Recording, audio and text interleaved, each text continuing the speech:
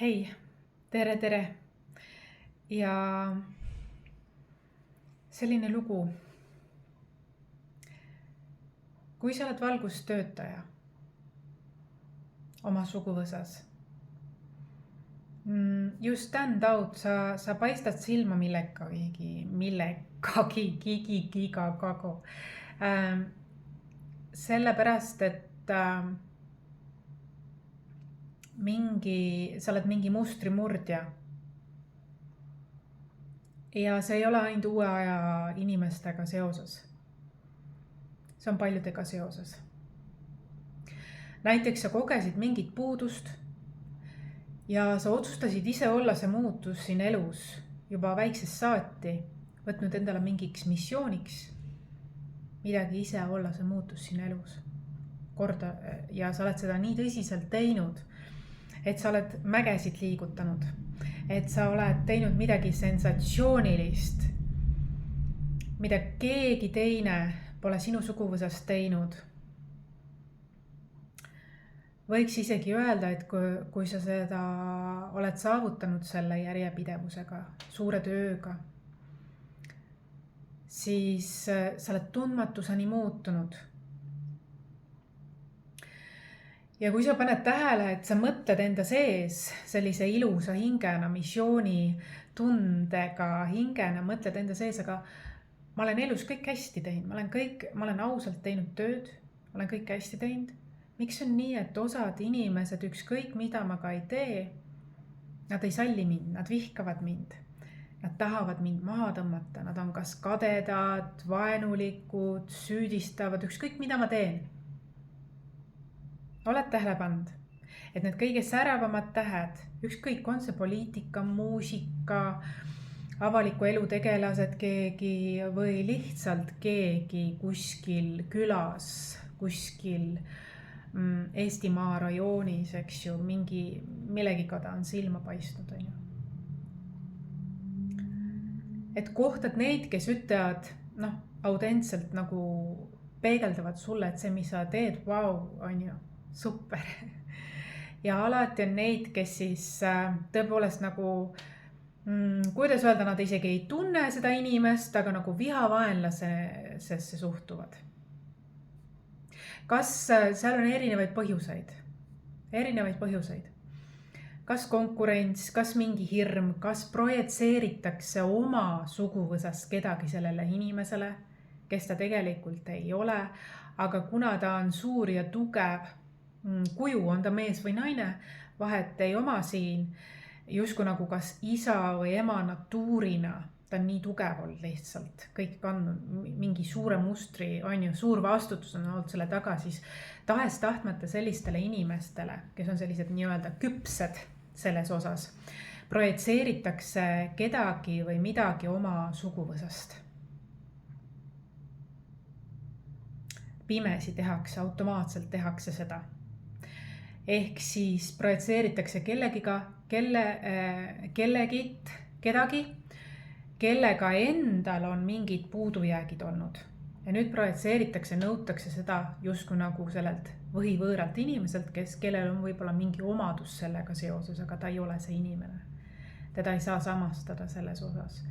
Et siin on isegi, ma ütleks, kuigi see on eksimine, inimlik eksimine, kõik seda teevad, ebateadlikud, tähendab, kõik ebateadlikud teevad seda, ebateadlikult.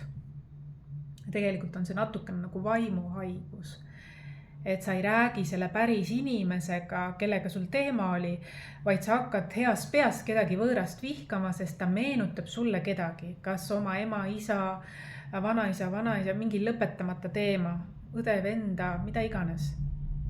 Tegelikult on see teatud mõttes nagu vaimuhaigus, sest sa teed tegelikult kurja sellega teisele inimesele, sa rikud tema piire. Aga see ongi see, kus meie valukehad kohtuvad.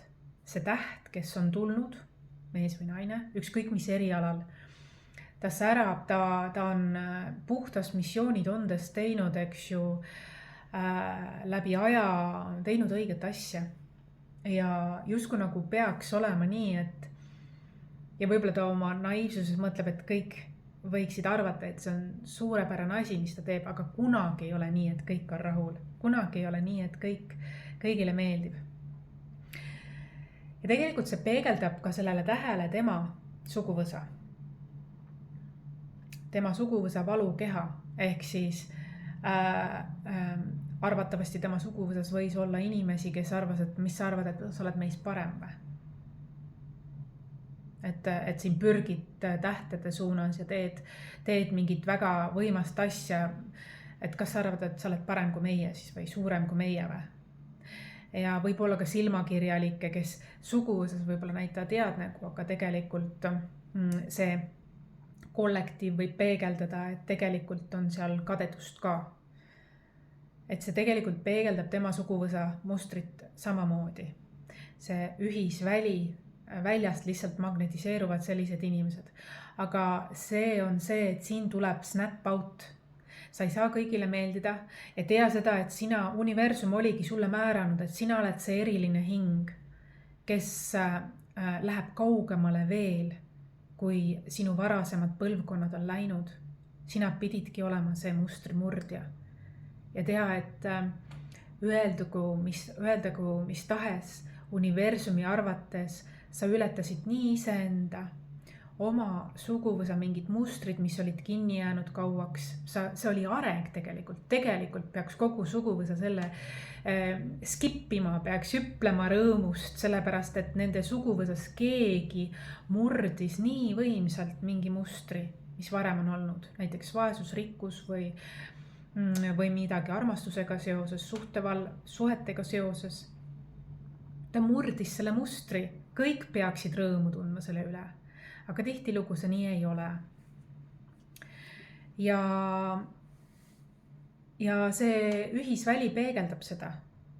Aga siin ongi see, et sa pead sellest üle olema siiski ja see ei ole egoism. Vaid see on see, et sa käidki oma missiooni ükskõik, mis sulle öeldakse. Sa pead siin südame tugevaks tegema, kindlaks tegema, kuuli kindlaks tegema. Ja mõistma ja kuulama seda, mis on tagasiside hästi ja tundma oma sisetunnet, et kui sa tead, et sa oled õiget asja teinud. Ja et see on sulle rõõmu valmistanud. Selline areng on valmistanud rõõmu. Ja see loob ka ühiskonda arengut, siis on see või rõõmu või mingil moel panuseks on, siis on see õige asi, kuula seda. Ära kuula neid kriitikuid. See ongi sinu proovikivi, väljakutse, et kas sa ikka murrad selle mustri. See on ju suur pähkel, mida murda. Kui generatsioone on käitutud, räägitud, tehtud täpselt ühtmoodi. Ja nüüd kas sa arvad, et sa oled parem kui meie? Ei, aga ta areneb ja murrab läbi. Mitte ainult suguvõsad, vaid ka ühiskondade panustas. Ta ületas iseenda suguvõsa mustrid ja ühisvälja mustrid. Ta on kangelane või kangelanna nii looduse silmis, et tihtilugu elu hoiab selliseid. Nad on ime, eks ju. Nad on imelised, nad on kontaktis oma imelisusega. Ükskõik, mis väljast öeldakse ja sellised inimesed on inspiratsiooniks, arengu platvormiks. Mitte keegi, kelle vastu vihakõne pidada või vastanduda, ise mitte midagi tehes. Ehk siis siin on peegeldused. Ehk siis ühelt poolt üks peegeldab või projitseerib oma suguvõsa kedagi, kes paistis liiga silma ja see ei meeldinud neile ja nad projitseerivad sellele.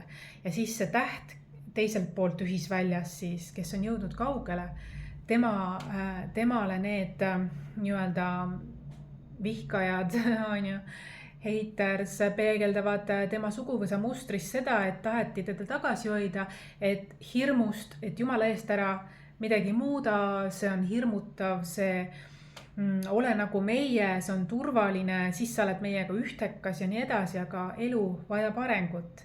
Ja sellised imelised hinged, valgustöötajad teavad seda ja nad teevad seda.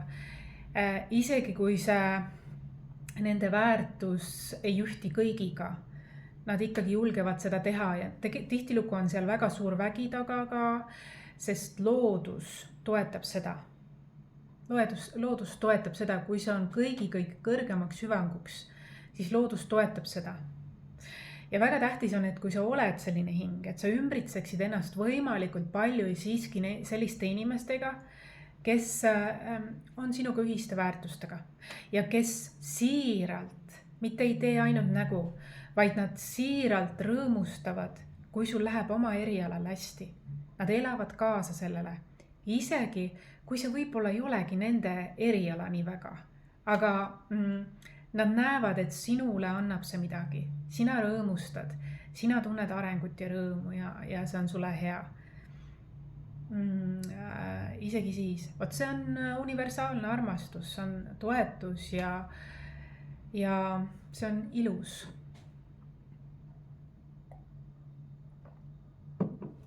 Seega ei ole päris nii, et see, et nad mulle projitseerivad, see on ainult nende asi.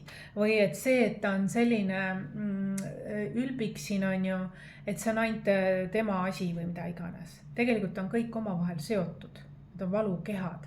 Ja igaüks peaks minema teatud mõttes ikkagi oma koopasse õiendamise asemel, sellepärast, et see lõppkokkuvõttes ikkagi taandub nende enda mustri või suguvuse mustri suunda. Siis jääks kõik konfliktid ära ja toimukski areng.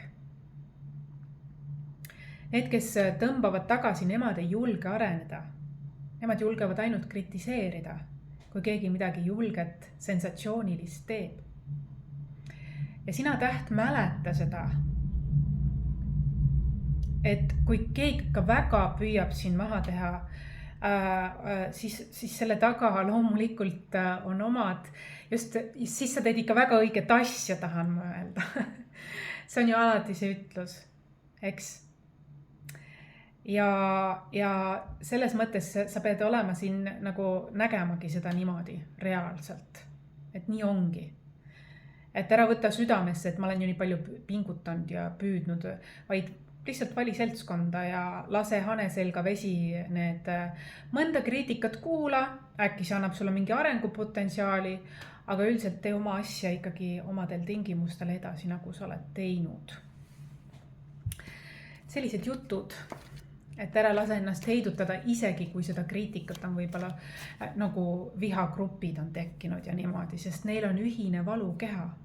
Neil on ühine valukeha ja kui inimestel on ühine valukeha, siis nad loovadki traumaponde siis, kui nad ei taha tegelikult areneda. Nad tahavadki hoida ennast seal ohvrimeelses jutus. Ja tõmmata sind ka kaasa sellele, isegi kui see sind kahjustab. Ja puudusteadlikud on sellised, et nemad võtavad nii raha, aga ka energiat mõlemad moraalitult. Nemad ei mõista tasakaalu seadust. Nad ei austa seda. See on ka üks asi. Ja kui sina oled midagi saavutanud, et kas siis nagu oled paha inimene või halb inimene, kui sa ei jaga seda kõikide teiste eelnevate põlvedega või järeltulevatega või mida iganes. Tegelikult sa ei pea mitte midagi. Kõik, mis sina oled saavutanud, see on sinu omand. See on sinu valik. See on sinu investeering. Sa tegelikult võtad ära teistelt inimestelt arenguvõimaluse ka pingutamiseks, motiveerimiseks, kui sa neile lihtsalt annad oma saavutuse ära üle, siis nemad ei saa sellist nagu kasvatada sellist vastutust või loomingulisust või oma potentsiaali. Nad ei saa seda kasutada, kui sina annad neile ära. Nad arvavad, et neil on õigus, et sa oled võib-olla võlgu neile. Tegelikult ei ole mitte keegi mitte midagi võlgu. Et see õigus jääb sinule, mida sina oma saavutatuga teed või kuidas sa teed. See on täiesti sinu vaba tahe. Et kas sa annetad selle, kas sa pärandad selle, kas sa jagad näiteks tasakaalupanuse mõttes millegi suhtes või kuidas see käib, see on täiesti sinu enda teha. See on sinu enda valik ja vastutus ja liiga isegi niisama andev ja piirideta andev ja pidevalt andev võtab ära tegelikult teiste inimeste väe. Ja potentsiaalid tegelikult neil on, me oleme kõik võrdväärselt, on meil võimalik saavutada. Tuleb olla ise aktiveerida, sa saad olla inspiratsiooniks, aga sa ei pea midagi tegema ära. Vaatame mingi sõnumi ka. Tune.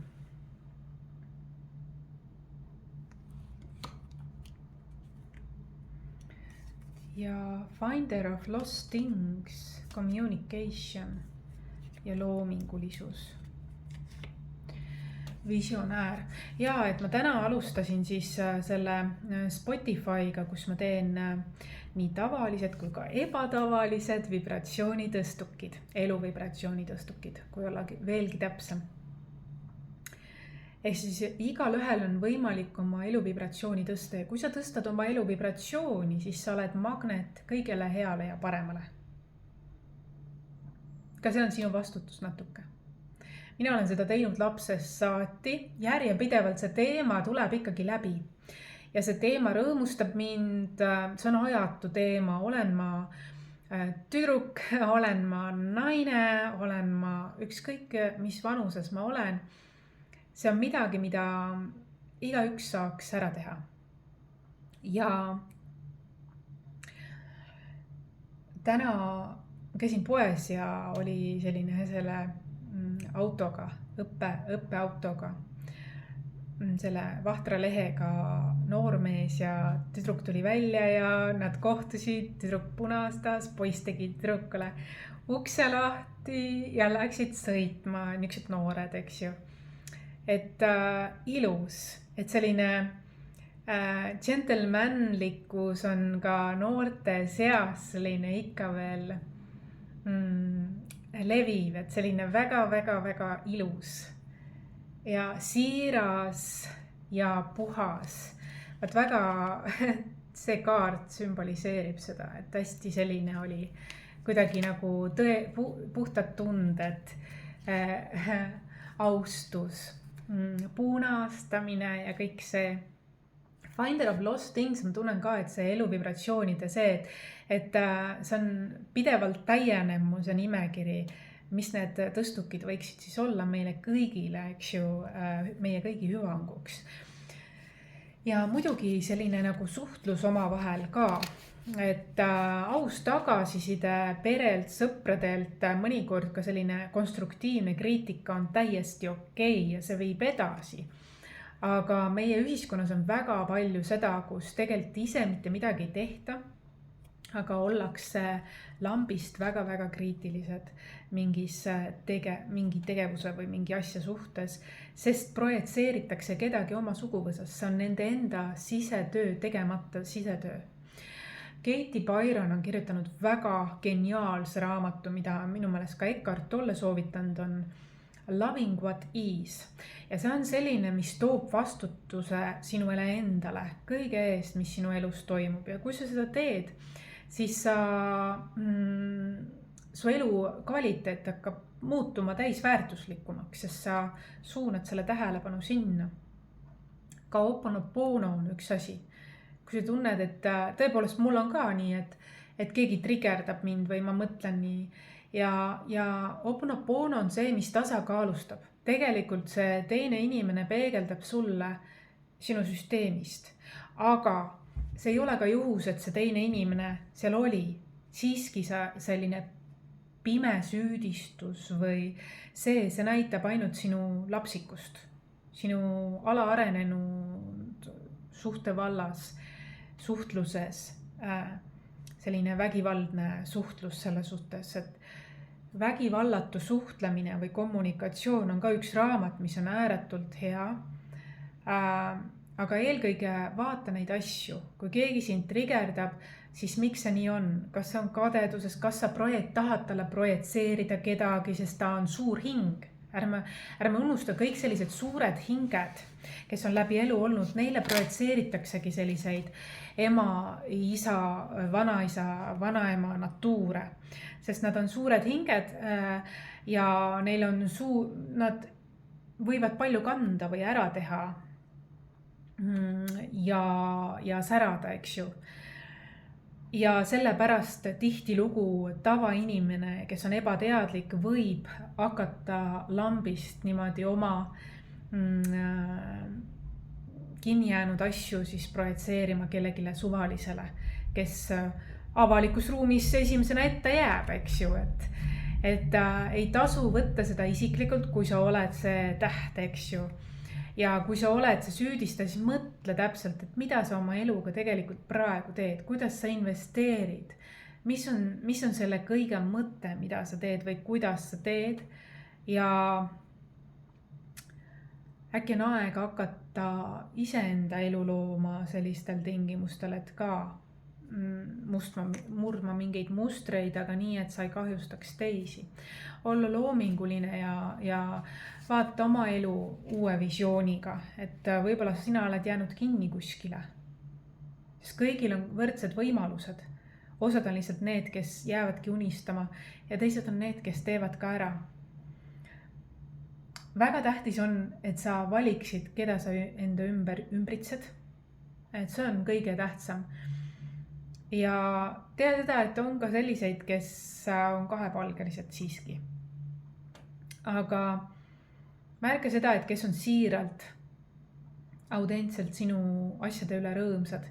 Ja märka ka seda, et kui sa jagad oma asju, mille üle sa oled rõõmus, aga seal on takistused, siis võib-olla sa oled jaganud, mõnikord võid olla ka jaganud valede inimestega oma rõõmu, kes tahavad sind takistada, sest nemad ei ole seda saavutanud või nad ei taha, et sa edasi arened. Et mõnikord on tark hoida ka endale asju, kuniks need on õnnestunud. See on ka suur kaitse, isegi nendega, kes arvavad, et sa võid üdini usaldada. Väga palju on ka selliseid. Ja valgustöötajatega on ka selline lugu, kes on teadlikum. Siin ma rääkisin, mõlemad pooled olid ebateadlikud, nii see täht kui ka see projitseerija. Siin võib olla nii, et mõlemad on ebateadlikud ja täht mõtleb, miks see kogu aeg niimoodi on, aga siis tuleb suguvõsas. Suguvõsas on püüdnud see muster, sest sa oled niivõrd võimas, välja kasvanud sellest ja suguvõsa tahab hoida seda mustrit, mis on varem olnud, aga see kohe kindlasti ei ole määratud sinule suurele hingele. Ja tegelikult kogu suguvõsa laias laastus võiks rõõmustada selle üle, kui toimus nende süsteemis mingi areng, sest loodus oli niimoodi määranud läbi ühe inimese või mingi mitme inimese seal suguvõsas koostööna. Siin ma rääksin kahest ebateadlikust. Üks mõtleb, miks kõik on minu vastu, teine ongi kogu aeg vastu, kõige vastu, on ju. Tegelikult on nad sarnased selles osas, et nad on arvatavasti mõlemad oma suguvõsas sellised erilisemad. Aga lihtsalt üks kasutab seda erilisust konstruktiivselt, teine ebakonstruktiivselt, agressiivselt. Aga on ka selliseid valgustöötajaid, kes oskavad ennast kaitsta tugevamini, mitte ainult oma kes su inimesed on tegelikult, kes tõesti sulle soovivad parimat ja rõõmustavad sinu edusammude üle, vaid ta kaitseb iseennast ka isiklikult ja kaitseb oma inimesi. Ja see ongi see, et kui nüüd väljast tuleb kuskil copycatidelt või projektoritel, projitseerijatelt mingit nende endi mingit prügi, siis see ongi see, et see põrkub otsemaid tagasi sinna, kus see tuli. Ja siis nad mõtlevad, et miks see jama tagasi tuleb, et näe, nemad tegid, siis tegelikult on see kaitse ja tagastus sellele, mis nemad tegid, aga nad ei oska seda näha, nad on hästi-hästi pimedad selles osas, ebateadlikud. Need on samamoodi mustrites kinni ja tahavad lihtsalt võtta moraalitult, nagu valgusmajakas või nagu lamp ja ööliblikad, eks ju, põmm, ei tea isegi, miks peavad seda kõike tegema. Et see on väga ebateadlik ja ma ise ka leian, et natukene ka vaimuhaiguse alla see käib sellepärast, et inimesed ei tegele iseendaga, vaid välisega. Nad arvavad, et neil on õigus võtta väljast. No see on lapsik mõtlemine, see on ebaküps mõtlemine. Ikkagi kõik seest välja toimub. Iga valgustöötaja teab seda. Ja eks see prügi saadetakse tagasi. Ja siis nad hakkavad ütlema, mängima ohvrit, et näe, tema tegi, aga see oli täpselt see sama originaalne energia, mis sa ju välja saatsid. Et seal on ka vihkan, armastan projitseeringud kellegi kohta sellele inimesele, aga see inimene, see valgustöötaja on juba teadlikum, kuidas ennast kaitsta otsemaid. Tal on juba erinevad tehnikad, kuidas selline, sest nii paljud inimesed on ebateadlikkuses, ta on ennast treeninud, kuidas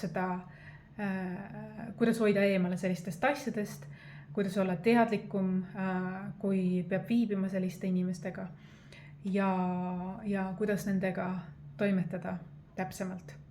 Aga nad on manipuleerivad sügavalt sellised ohversüüdistaja mustris, seega igasugused lugusid räägivad, aga fakt on see, et valgustöötaja on ennast kaitsnud, endi oma inimesi.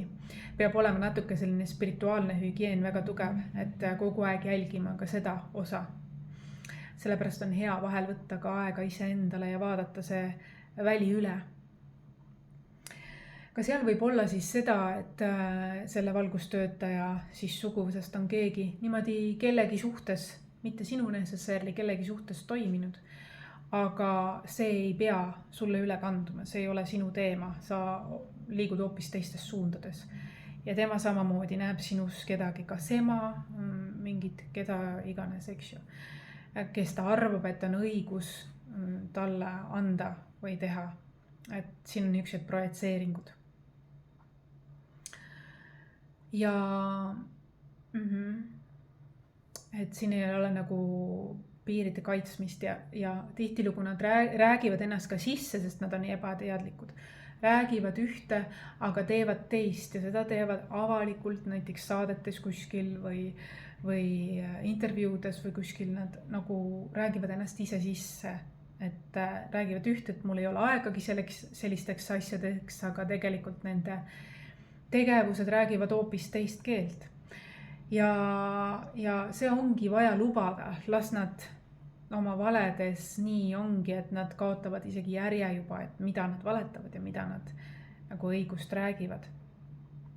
Aga tähtis on õppida kuulama oma intuitsiooni sellises vallas ka, kui sa oled valgustöötaja mingis oma erialas, et sa oskaksid seda kaitsta sellises osas ja teaksid oma elu vibratsiooni tõstukeid, mis toimivad sinu jaoks ja siis ei ole võimalik see, nad kaotavad huvi või nad on enda eluga niivõrd mitte pahuksis, aga tegevuses, et neil ei ole aegagi üldsegi nende asjadega, sa oled ebahuvitav juba siis, on ju, sest nii tugev kaitse on lihtsalt peal sul ja sinu inimestel, sest nad testivad ka sinu inimesi. Et kui nad on juba sind võtnud sihikule, siis nad testivad ka sinu inimesi, tea seda. See on ka üks oht, mida tihti ei nähta, aga on alati nii, et kui sina oled liiga tugev, siis võetakse sinu, kes sulle on olulised ette. Ja tea siis juba ette, sina oska ka seda ennetada ja kaitsta. Selline lugu siis. Aitäh sulle, näeme!